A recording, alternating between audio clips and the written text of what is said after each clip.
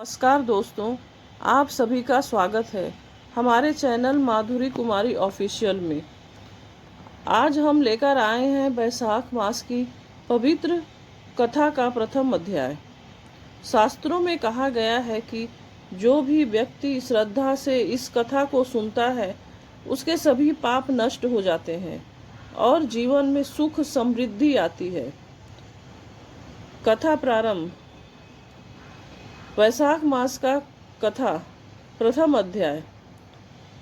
प्राचीन समय की बात है। एक बार महान ऋषि नारद मुनि ने भगवान श्री विष्णु से पूछा, हे प्रभु, सभी महीनों में सबसे श्रेष्ठ कौन सा मास है और ऐसा कौन सा व्रत या दान है जिससे मनुष्य को अक्षय फल प्राप्त होता है। तब भगवान विष्णु मुस्कुराए और बोले, हे नारद, सभी महीनों में वैशाख मास सबसे उत्तम और पुण्य देने वाला है। इस मास में स्नान, दान, जप और भगवान का स्मरण करने से मनुष्य को अनंत फल प्राप्त होता है। भगवान विष्णु ने कहा, जो व्यक्ति वैशाख मास में प्रातः काल जल्दी उठकर पवित्र नदी में स्नान करता है, दान पुण्य करता है और भगवान का नाम लेता है, उसके सभी पाप नष्ट हो जाते हैं और उसे मोक्ष की प्राप्ति होती है। इसके बाद भगवान ने एक कथा सुनाई। एक समय एक गरीब ब्राह्मण था।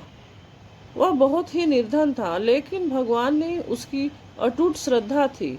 एक दिन उसे किसी संत ने वैशाख मास का महत्व बताया और कहा, हे ब्राह्मण, यदि तुम वैशाख मास में नियम पूर्वक स्नान और दान करोगे तो तुम्हारा जीवन बदल जाएगा।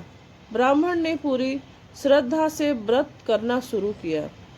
वह रोज सुबह उठकर नदी में स्नान करता, भगवान का नाम जपता और अपनी क्षमता अनुसार दान करता। धीरे धीरे उसके जीवन में बदलाव आने लगा। उसकी गरीबी दूर हो गई और घर में सुख समृद्धि आने लगी। मृत्यु के बाद उसे स्वर्ग की प्राप्ति हुई। तब भगवान विष्णु ने कहा, हे नारद, यही वैशाख मास की महिमा है। जो भी इस मास में श्रद्धा से व्रत और पूजा करता है उसे कभी दुख नहीं मिलता और अंत में मोक्ष प्राप्त होता है।